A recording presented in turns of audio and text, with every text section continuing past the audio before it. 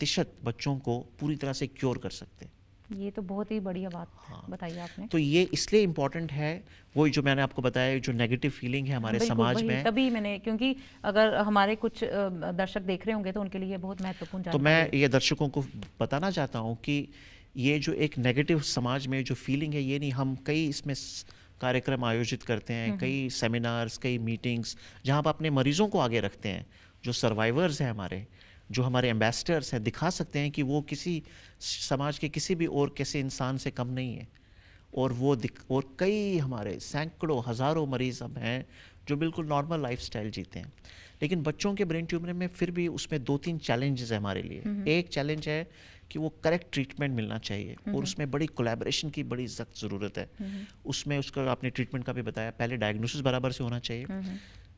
ज़्यादातर ऑलमोस्ट हर बच्चों के ब्रेन ट्यूमर्स, एडल्ट्स में भी सबसे पहला ट्रीटमेंट होता है सर्जरी। ओके। सर्जरी भी थोड़ा सा इसलिए बताना चाहूँगा कि ब्रेन सर्जरी से भी लोग थोड़ा सा घबरा जाते हैं, बिल्कुल घबराते हैं। क्योंकि आपने ब्रेन निकालना हो।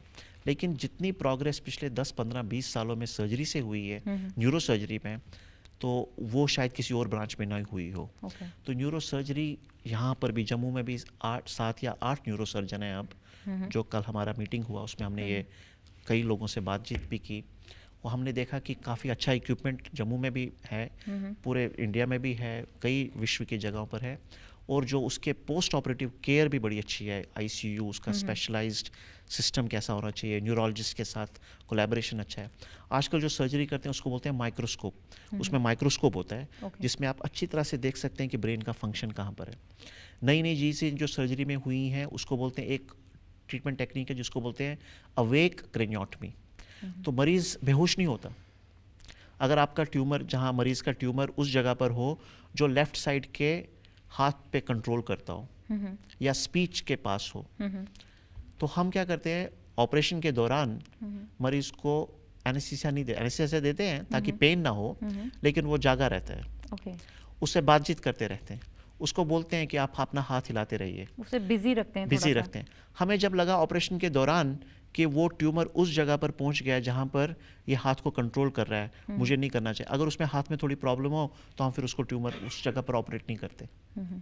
तो इसलिए ऑपरेशन का जो अंग्रेजी में उसका शब्द है उसको बोलते हैं मैक्सिमल सेफ रिसेक्शन। ओके। और हर लफ्ज़ का इंपॉर्टेंस है। बिल्कुल। मैक्सिमम जितना निकाल सकते हैं, लेकिन सेफ होना चाहिए। ये नहीं कि आपने ऑपरेशन कर दिया उसके बाद पेशेंट पैरालाइज हो जाए या बोल नहीं सके या उसकी बिल्कुल, रोशनी। यही धारणा रहती है कि सर्जरी हो जाएगी तो ऐसा हो जाएगा, जहाँ कुछ साल ही रहेंगे। तो ये ज़रूर पहले होता था, करीब 20, 25, 30, 40 साल पहले, लेकिन अभी काफ़ी ज़्यादा एडवांसमेंट हो गई है। सीटी स्कैन्स, एमआरआईज, उसकी मॉनिटरिंग होती है ड्यूरिंग द ऑपरेशन थिएटर, बड़ा मेटिकुलसली कई घंटे लग जाते हैं उसमें ऑपरेशन करते हुए। तो ये ऑपरेशन का हिस्सा हो गया। हालांकि अभी भी कई ऐसे एरियाज़ हैं जहां ऑपरेशन करना मुश्किल होता है, जहां पूरा ट्यूमर नहीं निकाल सकते, केवल बायोप्सी कर सकते हैं या काफ़ी कम निकाल सकते हैं, क्योंकि ब्रेन एक ऐसा हिस्सा है कि जहां हम एक्स्ट्रा ब्रेन नहीं निकाल सकते। ब्रेस्ट में क्या होता है कि आपने जब ट्यूमर निकाला उसमें साइड पे एक छोटा सा और नॉर्मल ब्रेस्ट टिश्यू भी निकाल लेते हैं। अगर किसी को थाई में ट्यूमर है, ट्यूमर निकाल दिया, थोड़ा सा एक्स्ट्रा निकाल सकते हैं, ब्रेन में नहीं निकाल सकते, क्योंकि हर मिलीमीटर इंपॉर्टेंट है। तो ये हो गया सर्जरी का। अब ये डिपेंड करता है ग्रेड पर। अगर आपका ट्यूमर उस जगह पर है कि जहां पर ऑपरेशन पूरी तरह से नहीं निकला, नंबर 1। दूसरा, अगर वो हायर ग्रेड है, दूसरे, तीसरे, चौथे ग्रेड का ट्यूमर है, तो फिर आपको और ट्रीटमेंट देने की ज़रूरत पड़ती है, जिसमें सबसे इंपॉर्टेंट ट्रीटमेंट है रेडिएशन। रेडिएशन एक एक्सरे का रूप है, लेकिन जिसमें बड़ी हाई प्रिसीजन एक्सरेज होते हैं, और उनमें क्षमता रहती है कि वो ट्यूमर्स को कंट्रोल करते हैं, उनको बढ़ने नहीं देते हैं, और उसको किल करने की कोशिश करते हैं ताकि वो दोबारा बढ़े ना।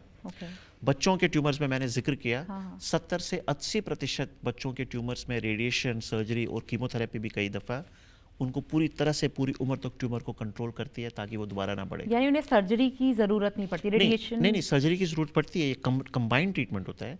लेकिन उसके बावजूद भी अगर आपने तीसरे या चौथे ग्रेड का ट्यूमर हो, अगर आपने पूरा निकाल भी दिया हो, जो बड़ा मुश्किल से पूरी तरह से निकलता नहीं है, उसके बावजूद भी उसमें अगर थोड़े से भी सेल बच के वो वापस आने का खतरा रहता है, तो इसलिए फिर रेडिएशन देते हैं।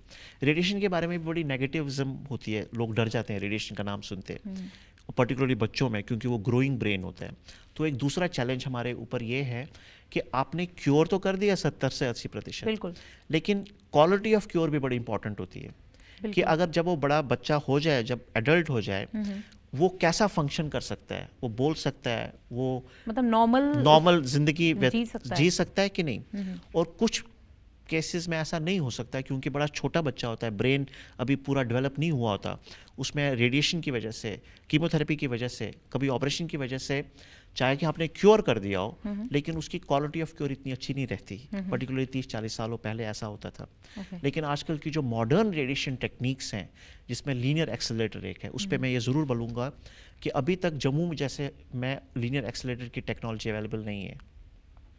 हमारे पास जो यहाँ पर मशीन्स हैं उसको बोलते हैं टेलीकोबाल्ट, उससे कई गुना बेटर मशीन्स हैं आजकल, जो बड़ी फोकस्ड हैं, जो सिर्फ उस एरिया को ट्रीट करती हैं जहाँ पर उसको ट्रीट करना चाहिए, ट्यूमर के बेड पे, और नॉर्मल ब्रेन को कोई डोज नहीं देती या बहुत कम डोज देती है, ताकि जब बड़ा बच्चा हो जाए तो ट्यूमर तो कंट्रोल में रहा ही, चूँकि बाकी एरिया ऑफ ब्रेन में कोई डोज नहीं मिली तो फिर वो उसको कोई साइड इफेक्ट नहीं होता। तो यानी कहीं ना कहीं जो एक धारणा बनी है इसे लेके लोगों में कि नेगेटिविटी जो है ब्रेन ट्यूमर को लेके, वो कहीं ना कहीं आपको नहीं लगता इसी कारण है कि जैसे हमारी स्टेट में आपने बताया कि इतनी अच्छी टेक्निक्स तो नहीं है, जितनी एडवांसमेंट आ चुकी है बाहर, तो वो सही जगह ही नहीं पहुंच पाते हैं?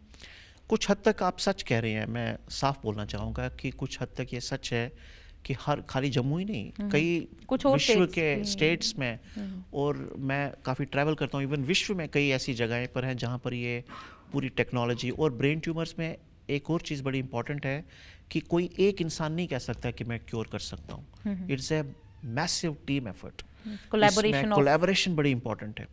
और आजकल नई नई चीज़ें आई हैं, जैसे आपका ट्यूमर अगर निकला हो, ये प्रेडिक्ट करना कि ये आगे जाके कैसा रहेगा, उसमें पैथोलॉजी बड़ी इंपॉर्टेंट है। आजकल हम मॉलिक्यूलर बायोलॉजी उसके जेनेटिक लेवल पर देखते हैं कि ये किस टाइप का गांठ है, किस टाइप का मतलब ट्यूमर है। टेक्निक्स अवेलेबल हैं तमाम तरह की, इस तरह की आजकल बन गई हैं कई दफ़ा, लेकिन जैसे हम बता रहे थे कि हमें आजकल कैसा होना चाहिए कि एक basic fundamental good quality treatment हर जगह पर होना चाहिए। उसके बावजूद, उसके एडिशनल, उसके अलावा एक जो इसमें पाइनियर्स हैं या जो लीडर्स हैं कंट्री में या वर्ल्ड में, उनके साथ राब्ता रखना बड़ा ज़रूरी है, ताकि आपको पता चले, आप उसका जैसे किसी का ट्यूमर निकाला आपने, वो आपने टिश्यू भेजा उसके पास या स्कैन भेजे, वो एक प्रोटोकॉल बना के देंगे, अच्छा जी इसमें उनके पास ज़्यादा तजुर्बा है, उन्होंने रिसर्च किया, उनके पास काफ़ी एक्सपीरियंस है, वो आपको बताएंगे कि भाई इस वाले ट्यूमर में इस इंसान को, आजकल जो लेटेस्ट टेक्नोलॉजी जो चीज़ है हमारे कैंसर फील्ड में या मेडिसिन में, उसको बोलते हैं पर्सनलाइज केयर। कि आप ये नहीं कह सकते कि अच्छा जी इसको ग्रेड 3 ट्यूमर है तो आप इसको ये ऑपरेशन, ये सर्जरी, ये रेडिएशन, ये कीमो दीजिए, क्योंकि प्रेडिक्ट नहीं कर सकते कि ये उन 30-40% में आएगा जो क्योर हो सकता है, या 40-50% में आएगा जो क्योर नहीं हो सकता। समझ रहे हैं आप? या अगर बच्चों के ट्यूमर में, जैसे मेडुलोब्लास्टोमा होता है, एक चौथे ग्रेड का कैंसर है बच्चों में, लेकिन 70 से 80% क्योर कर सकते हैं आप। अब ये कैसे मालूम पड़ेगा कि ये उनमें है जो क्योर होने में है, इसको कैसा ट्रीटमेंट दें ताकि इसको इंटेंस ट्रीटमेंट भी दें कि ट्यूमर कंट्रोल में रहे, लेकिन इतना ज़्यादा भी ट्रीटमेंट ना दे जिससे साइड इफ़ेक्ट्स हो जाए जब बड़ा हो जाए बच्चा। तो उसके लिए हर पेशेंट को, हर मरीज़ को, हर बच्चे को इंडिविजुअल ट्रीटमेंट आपको देना है। आपके पास ब्रॉड आउटलाइंस हैं ट्रीटमेंट की, तो वो स्टडी करना पड़ता है हर केस अलग अलग से। ये जो चीज़ है ये थोड़ी लैकिंग है कुछ जगहों पर, उसमें कोलैबोरेशन की बड़ी आवश्यकता है कि neurosurgeon, radiation oncologist, medical oncologist, neuropathologist, neuro radiologist, जो एमआरआई का ही स्पेशलिस्ट हो, पूरी टीम जो है वो उसके हर साथ केस को स्टडी करके फिर ही उसका सही ढंग से उपचार हो सकता है। तो ऐसे में जैसे टेक्निक्स आई हैं तो इलाज भी काफ़ी महंगा हो चुका है, महंगाई हो चुकी है, तो कुछ लोग जो एफर्ट नहीं कर सकते, तो आप तो खासतौर पे brain tumour foundation of India के फाउंडर भी हैं, तो आप कुछ हमारे दर्शकों को बताएंगे ऐसे जो नहीं एफर्ट नहीं, फाइनेंशियल प्रॉब्लम्स हैं, तो वो कैसे करें, कैसी कौन सी ऐसी कोई संस्थाएं हैं जो उन्हें हेल्प कर सकती हैं? ये भी बड़ा अच्छा सवाल पूछा आपने। इसमें मैं पर्सनली अपने तौर पर भी काफ़ी जुड़ा हूँ। हाँ जी। मैंने जब शुरू किया टाटा मेमोरियल हॉस्पिटल इंडिया का सबसे बड़ा डेडिकेटेड कैंसर हॉस्पिटल है, तो ये मुंबई में जैसे आपने बताया। तो जब मैंने 2000 में मैंने शुरू किया अपना करियर टाटा मेमोरियल हॉस्पिटल में, इंग्लैंड से आया था अपनी brain tumour neuro oncology fellowship के साथ। मैंने बड़ी जल्दी ये देखा कि जब तक हमारे पास सोशल कोई एस्पेक्ट ना हो तब तक हम जितनी मर्जी रिसर्च करें, जितना मर्जी ट्रीटमेंट दें, जैसे आपने बताया, अगर वो हम उसको अपने मरीज को अप्लाई नहीं कर पाए तो आपका उसका फ़ायदा क्या हुआ। बिल्कुल। और चूंकि मैं कई साल बाहर था, बाहर विदेश में, वहाँ मैंने देखा कितनी चैरिटीज़ और कितना समाज के तौर पर भी कितना पैसा, कितना अपना एफर्ट सोशल कॉजेज़ में देते हैं, जो थोड़ा सा लैकिंग है हमारे देश में।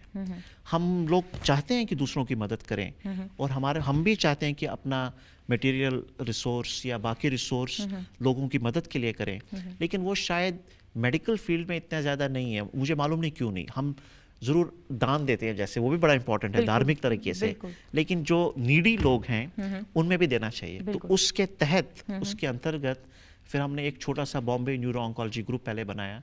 उसमें मैंने एक सोशल स्टार्ट किया, ब्रेन ट्यूमर फाउंडेशन।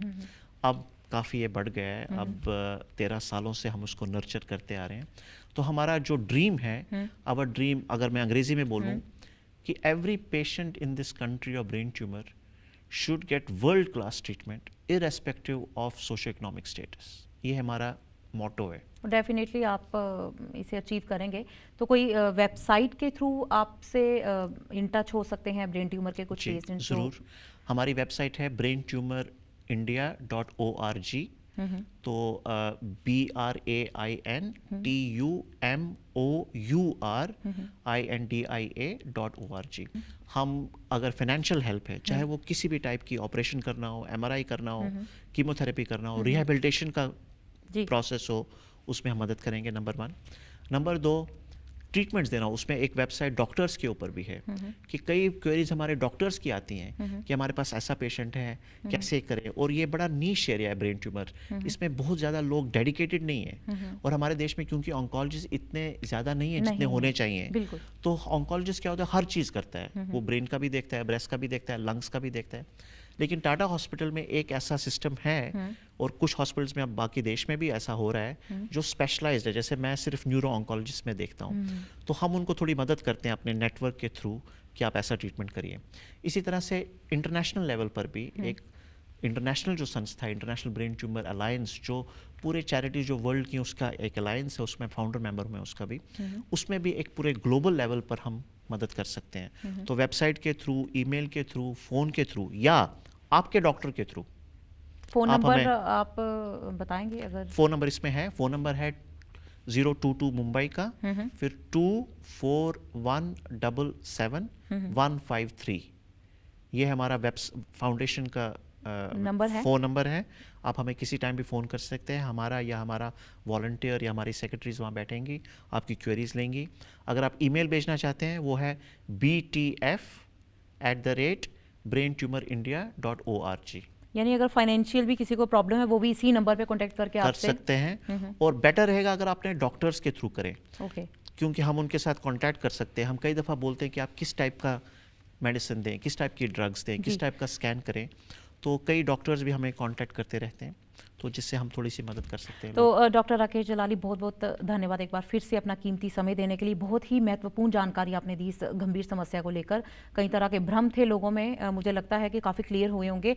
और जैसे कि इन्होंने आपको नंबर दिए हैं, अगर कुछ लोग हैं जो फाइनेंशियल प्रॉब्लम के कारण अपना इलाज नहीं करवाते हैं, तो वो जो नंबर हैं वो हमारी स्क्रीन पर भी डिस्प्ले हो रहे हैं, आप नोट कर सकते हैं और आप संपर्क कर सकते हैं। डॉक्टर राकेश जलाली से अपना केस स्टडी कर सकते हैं। और जैसे कि इन्होंने बताया कि अगर किसी डॉक्टर के अंडर आप कंसल्ट कर रहे हैं, कंसल्टेशन ले रहे हैं, इलाज करवा रहे हैं, तो बेहतर रहेगा कि आप उस डॉक्टर के थ्रू, जो आपके डॉक्टर हैं वही उन्हीं की बात करवा दें इन नंबर्स पे।